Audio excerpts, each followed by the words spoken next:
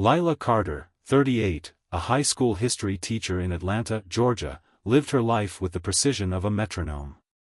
Each morning, she rose at 5 a.m., her alarm cutting through the pre-dawn quiet of her modest duplex.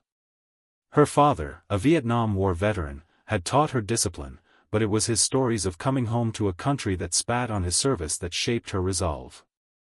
As a black woman in a world that often looked past her, Lila turned to teaching to arm her students with the truth. History wasn't just dates, it was the courage to name what was wrong.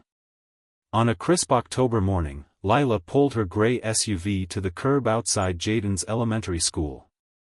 Her 10-year-old son, Jaden, sat in the back seat, sketching superheroes in his notebook, a habit he'd picked up after hearing his grandfather's tales of resilience. "Mom, I'm telling the class about Grandpa today," Jaden said, his voice bright with pride. Lila smiled, her heart softening. "He'd love that, kiddo." She watched him dash toward the schoolyard, his backpack bouncing, unaware of the storm about to break. Across the street, a white man in his 50s, clad in a pressed polo, watered his lawn. His eyes lingered on Lila's SUV, cold and unyielding, as if her presence marred his manicured world. Lila was used to those looks. Growing up, she'd seen them in the teachers who doubted her, the neighbors who clutched their purses. She shook it off, her focus on Jaden's retreating figure. But then came the knock. A sharp rap on her window jolted her. A tall police officer, badge reading Briggs, stood outside, tapping his flashlight against the glass.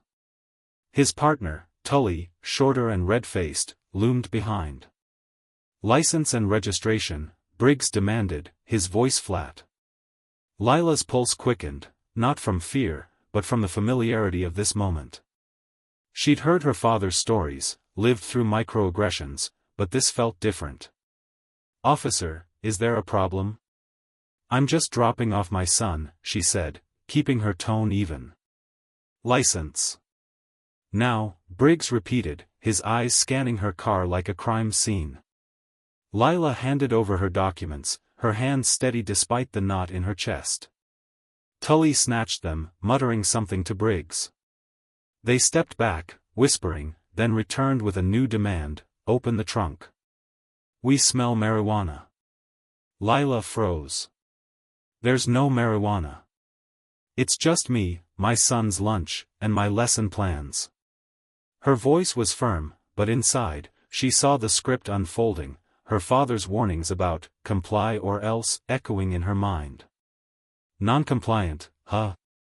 Briggs sneered, his hand hovering near his holster. Before Lila could respond, her door was yanked open. Tully's grip clamped her arm, pulling her out with a force that sent her stumbling. The handcuffs bit into her wrists, cold and unyielding. "You think you're smarter than us?"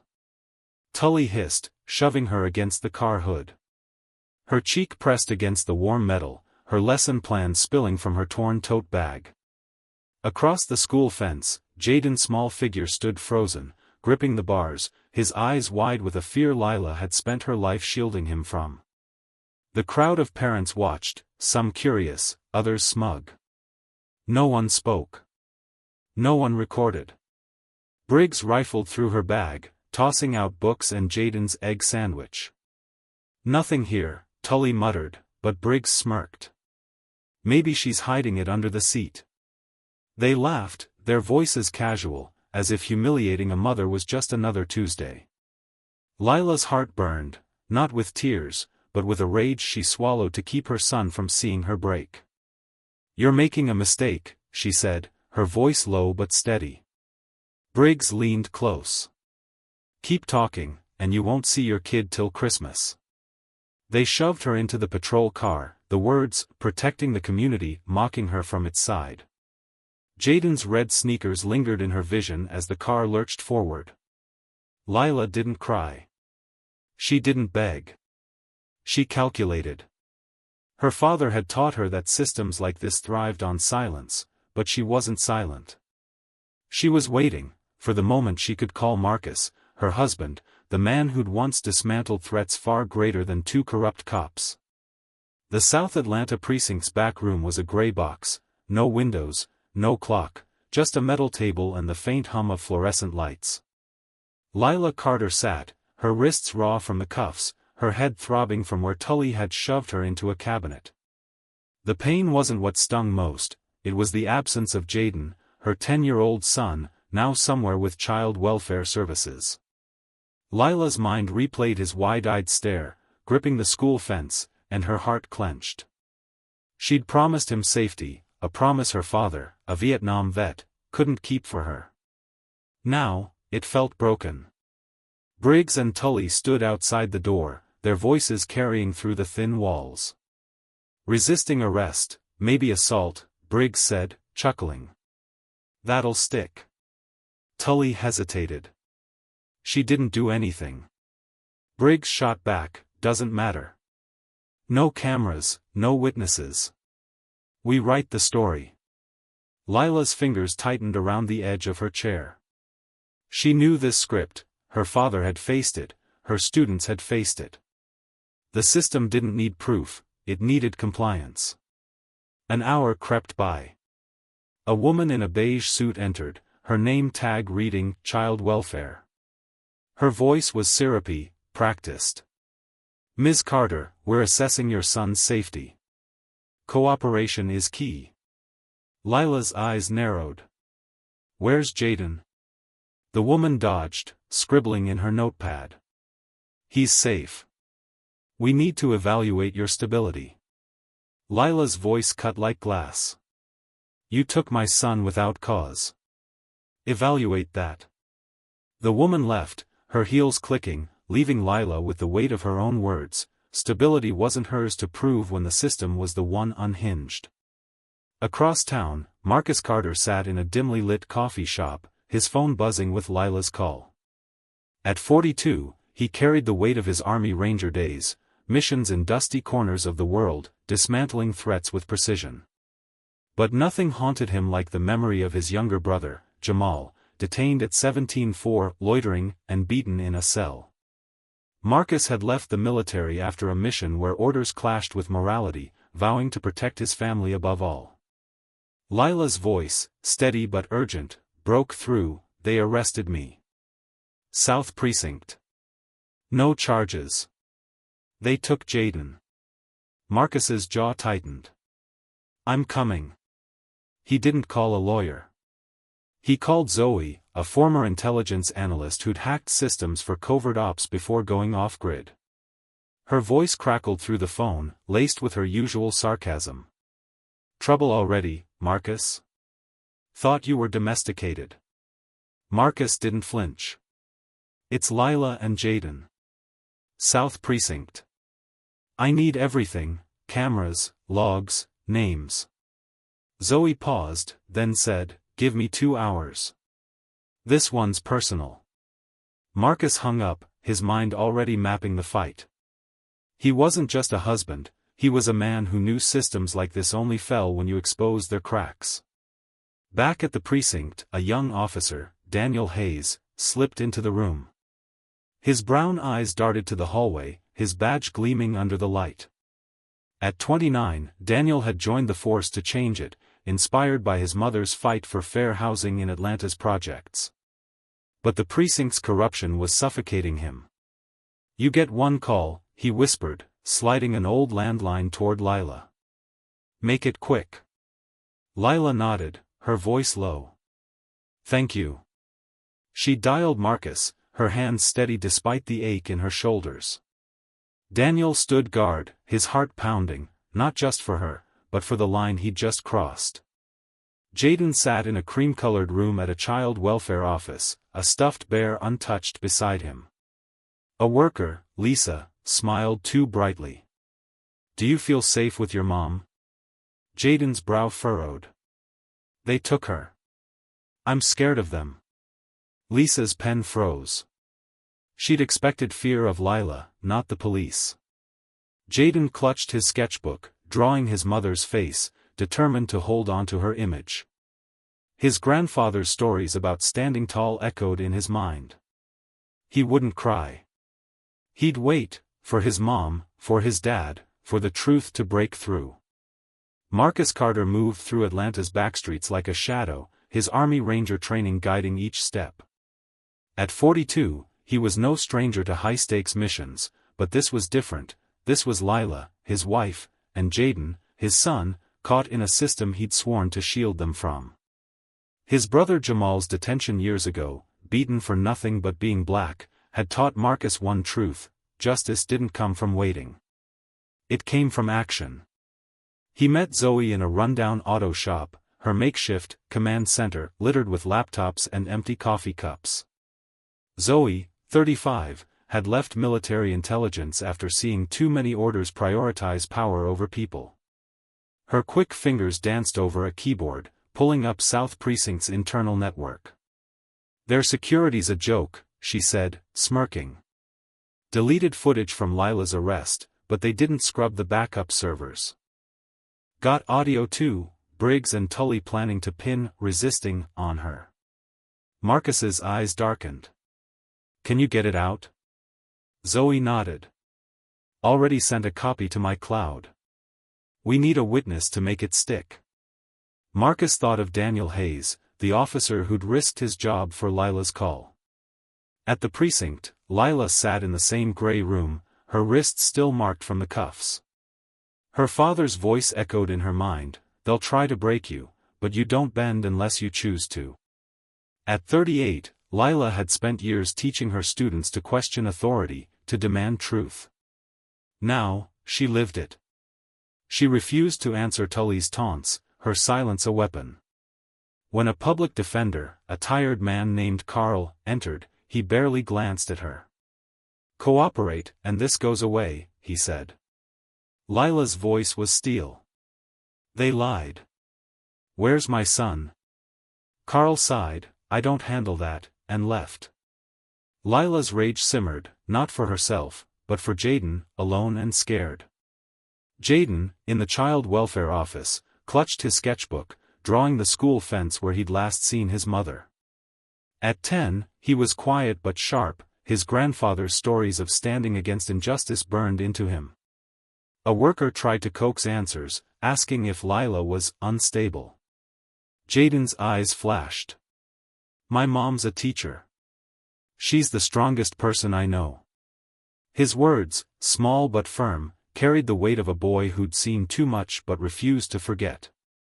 Marcus slipped into a service entrance at the precinct's tech annex, a forged maintenance badge clipped to his jacket. Zoe's voice buzzed in his earpiece: "Camera relays in the basement. Plant the booster, and I'll pull the full feed." Marcus moved fast, his hands steady as he wired the device. 9 seconds later, Zoe confirmed, "Got it." Footage shows Lila doing nothing. Briggs yanked her out, no warning. Marcus's jaw tightened. "Send it to Javier." Javier, a civil rights lawyer and old teammate, had fought cases like Jamal's. He'd know how to make the evidence sing. Back at the shop, Zoe showed Marcus the audio, Briggs saying, "No cameras, we're clear," and Tully muttering, "She's just a teacher, no one'll care." Marcus's fists clenched, not in anger but focus. Lila wasn't just a teacher, she was his anchor, the woman who'd rebuilt him after the military broke his faith. Jaden wasn't just a kid, he was their future, now caught in a system that saw them as disposable. Marcus looked at Zoe. "We don't stop until they're free. And until everyone knows why." Marcus Carter stood in the dim glow of Zoe's auto shop, the hum of servers filling the air. At 42, his Army Ranger instincts kept him calm, but the footage Zoe pulled up on her laptop burned through him. It showed Lila, his wife, yanked from her SUV, her face pressed against the hood, Jaden's small figure watching from the school fence. "They scrubbed the precinct's live feed," Zoe said, her voice tight. "But I got the backup. Briggs and Tully didn't count on that." Marcus nodded. "What else?" Zoe clicked another file, an audio clip. Briggs' voice crackled, "Write it up as resisting. No one'll question it." Tully's hesitant reply, "She didn't fight back." Briggs snapped, "Doesn't matter. She's black, they'll believe it." Marcus's chest tightened, not just for Lila but for the memory of his brother Jamal, beaten in a cell for existing. "We need more," he said. Zoe grinned. "Already on it. I'm pulling dispatch logs and personnel files. Briggs has a history, 3 complaints, all buried." At the precinct, Lila sat in the holding room, her mind racing but her face still. At 38, she'd faced subtle slights her whole life, professors who doubted her, colleagues who dismissed her, but this was raw, unmasked. Her father's stories of post-war discrimination had prepared her for moments like this, yet the sting of Jaden's absence cut deeper. When Officer Daniel Hayes slipped in again, his eyes flickered with guilt. "I got your public defender's name, Carl Rogers." "He's not fighting for you," he whispered. Lila's voice was steady. "Then I'll fight for myself." "Where's my son?" Daniel hesitated. "He's with welfare." "I'll try to check." His mother's activism echoed in his choice to help, a small rebellion against the precinct's rot. Across town, Jaden sat in the welfare office, his sketchbook open to a half-finished drawing of his mother's smile. At 10, he was too young to understand systemic bias but old enough to feel its weight. His grandfather's tales of standing tall against injustice kept him grounded. When Lisa, the welfare worker, asked, "Did your mom seem angry that morning?" Jaden shook his head. "She was singing with me. She's not angry, she's strong." His words, small but clear, carried a truth Lisa couldn't dismiss. Marcus met Javier, the civil rights lawyer, in a quiet diner. Javier, 40, had fought for cases like Jamal's, driven by his own family's history of being targeted during immigration sweeps. He scanned the footage Marcus handed over. "This is gold," Javier said. "But we need an insider to confirm the cover-up." Marcus thought of Daniel Hayes. "I've got someone. Officer Hayes. He's risking everything." Javier nodded. "Get him to leak the original report, before they rewrote it." Daniel, back at the precinct, slipped into the records room, his heart pounding.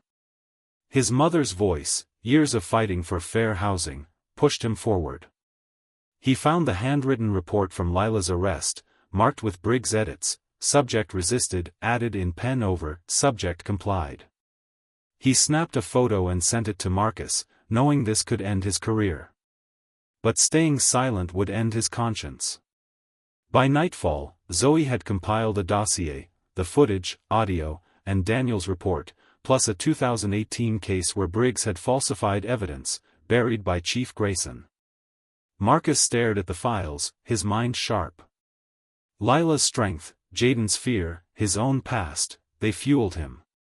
"Leak it," he told Zoe. "Every news outlet, every platform. Let Atlanta see." Zoe's fingers flew. "It's done. By morning, they won't be able to hide." The first leak hit at dawn, a 12-second clip on Twitter. Lila Carter, 38, pulled from her SUV, cuffed without cause, her son Jaden's small figure frozen at the school fence. The caption read, "This is Atlanta's justice?" By noon, #Justice for Lila was trending, with 15,000 retweets. A mother posted, "My kid saw this. He's asking why his teacher was hurt." Marcus Carter, watching the clip spread from Zoe's auto shop, felt a spark of hope. At 42, he knew from his Ranger days that truth, once unleashed, could burn through lies like wildfire. Zoe, her eyes red from hours at the screen, grinned. "It's out, footage, audio, the report." 3 news stations picked it up. Blogs too. She showed Marcus a post from a local activist, "Lila Carter is us. This isn't one cop, it's the system."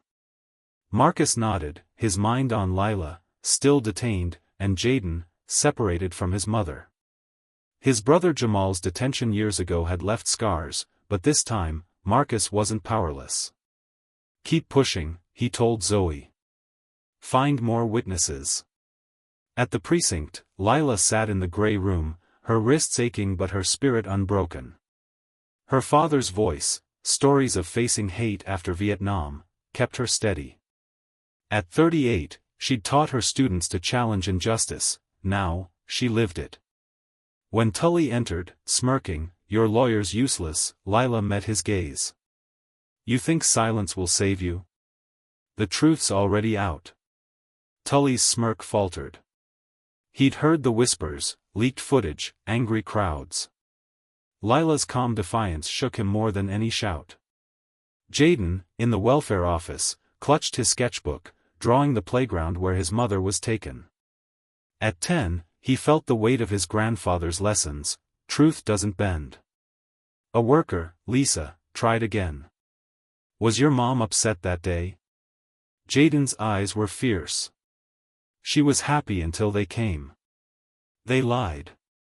His words, raw and honest, made Lisa pause. She scribbled a note, her script unraveling. Outside, a crowd gathered near the school, holding signs, "Free Lila Carter." A janitor, Mr. Ellis, 60, approached Marcus with a shaky USB. "I recorded it. Couldn't stay quiet no more." His footage, grainy but clear, showed Briggs shove Lila's restraint. Tina Morse, 45, saw the viral clip at her library job.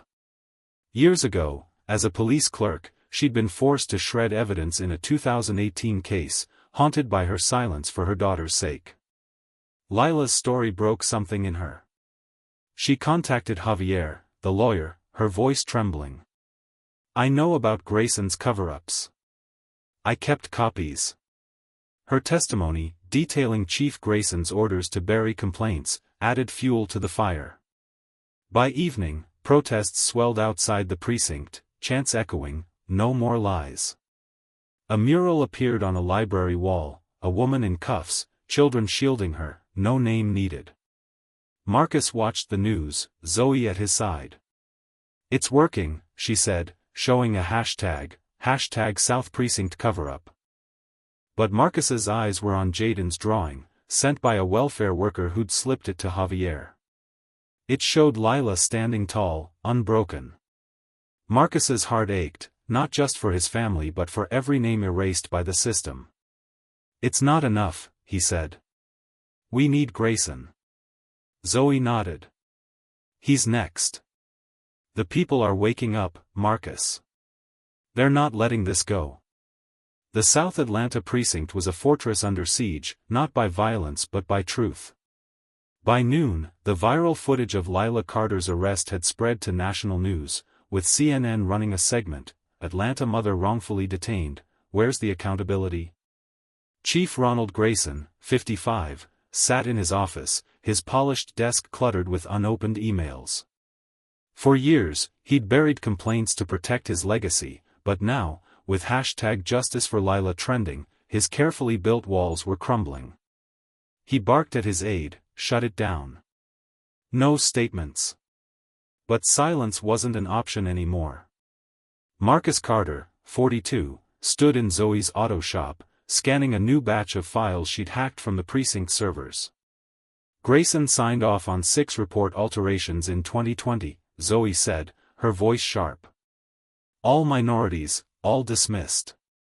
Marcus's jaw tightened, memories of his brother Jamal's detention fueling his resolve. His Army Ranger days taught him to strike at the root, and Grayson was it. "We need a witness to tie him directly," Marcus said. Zoe nodded. "I'm digging. But Daniel Hayes might have something." At the precinct, Lila, 38, sat in the holding room, her body aching but her mind clear. Her father's stories of surviving bigotry had taught her to endure, but Jaden's absence was a wound that wouldn't close. When Daniel Hayes slipped in, his face pale, he whispered, "The footage is out. People are angry." Lila's eyes met his. "Good. Keep helping, Daniel. You're not one of them." Daniel, 29, nodded, his mother's activism burning in his chest. He'd leaked the report, but now he had Grayson's internal memo, ordering problem cases buried.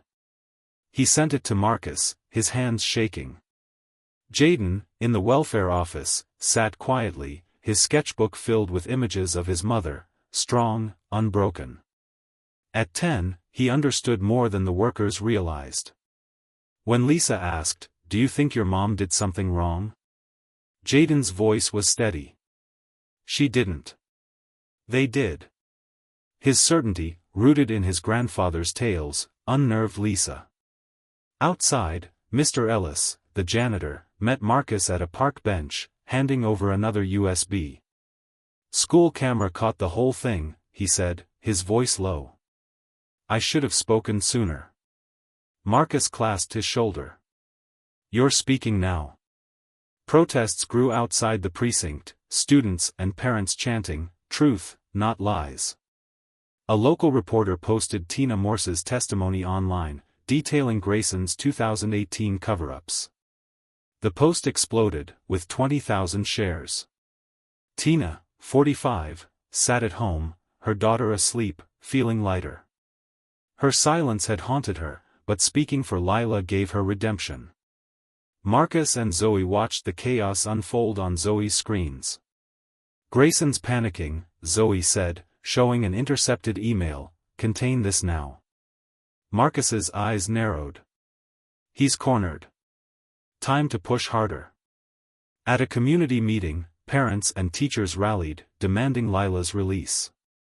A high schooler held a sign, "Lila taught us truth. Free her." Marcus slipped in, unnoticed, his heart swelling. Lila wasn't just his wife, she was Atlanta's spark. He texted Javier, "File for an emergency hearing. Use everything." Javier, 40, was ready, his own family's history driving him. "We've got Grayson's memo, the footage, Tina's testimony. This is bigger than Lila now."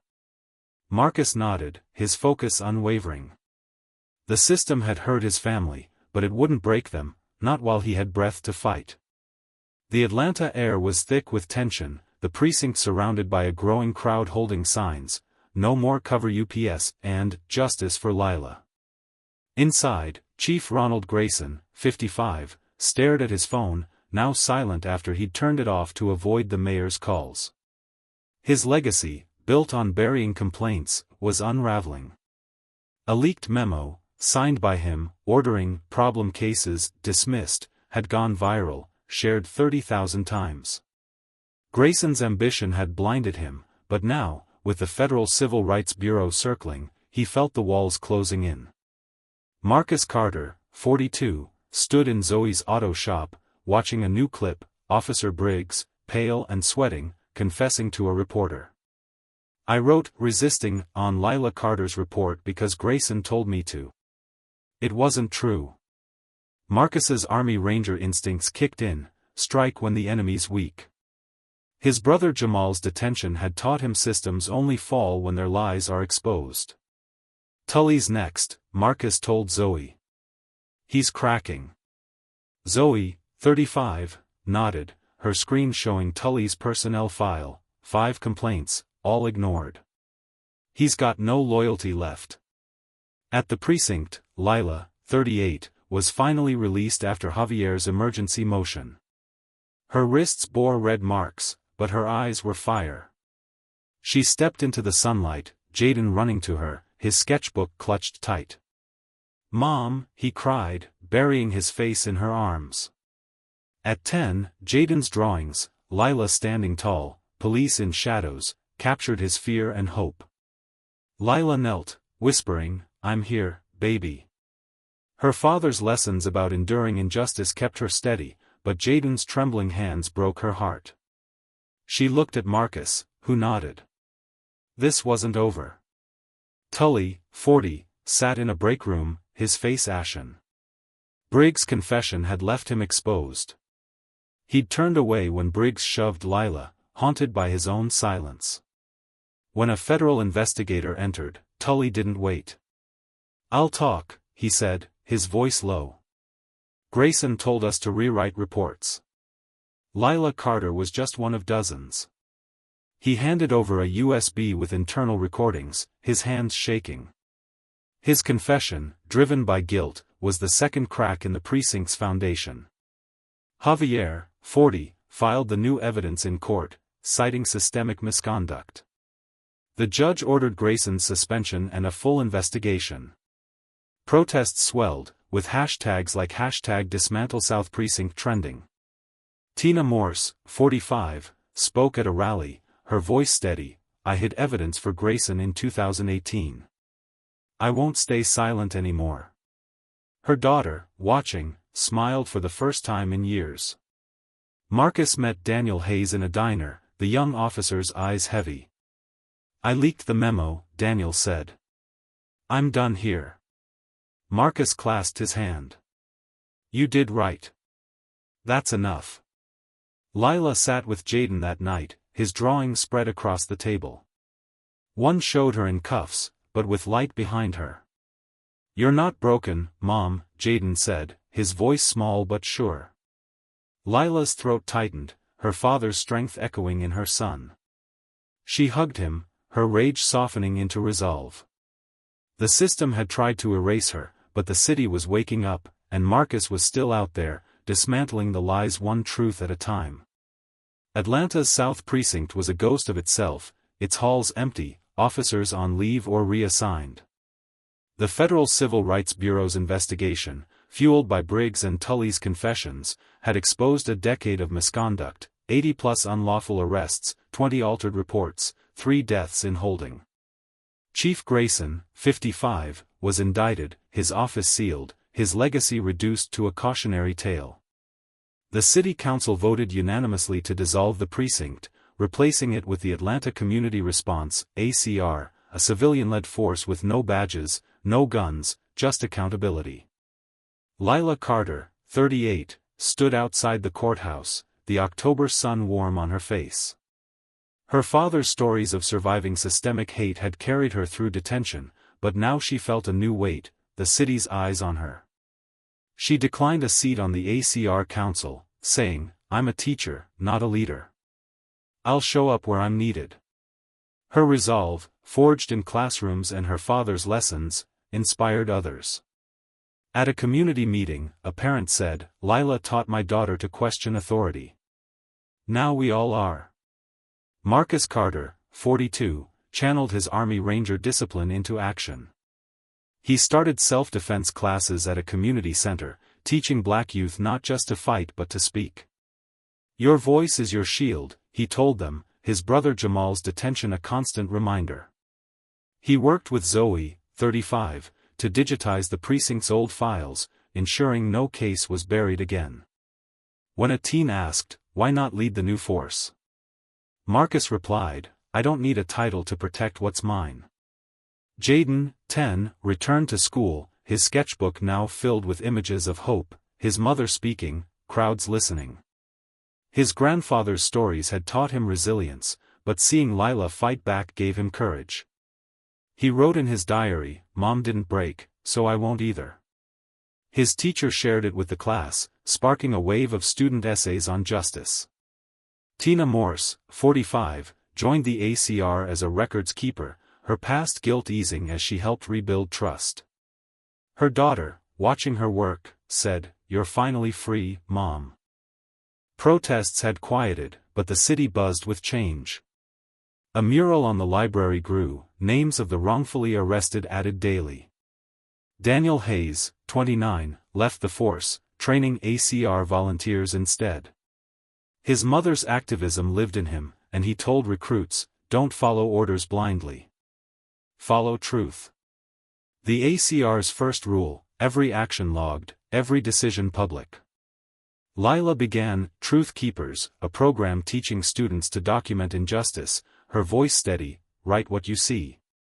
It's your power." Atlanta wasn't healed, but it was awake, and Lila's family stood at its heart, unbroken. Atlanta's streets carried a new rhythm, quieter but stronger. The Atlanta Community Response, ACR, had taken root, its civilian-led teams patrolling with clipboards, not guns, logging every interaction in public records. The old precinct's iron doors were gone, replaced by glass, a symbol of transparency. Lila Carter, 38, walked through her neighborhood, no longer bracing for suspicious glances. Her father's tales of enduring bigotry had taught her to stand tall. Now, she taught others. Her Truth Keepers program grew, with students learning to record injustices on their phones, their pens, their voices. At a high school workshop, Lila watched a teen, Samira, share a video she'd taken of a store clerk harassing a black customer. "I didn't stay quiet," Samira said, her voice steady. Lila nodded, her heart swelling. "That's it. You're the memory now." Her own memory, cuffed in front of Jaden, fueled her mission. She didn't teach anger, she taught clarity, showing kids how to name what was wrong without fear. A parent slipped her a note, "You gave my son courage to speak." Lila tucked it away, her father's strength echoing in her work. Marcus Carter, 42, stood in a community center, teaching a self-defense class. His Army Ranger past made him precise, but his brother Jamal's detention made him human.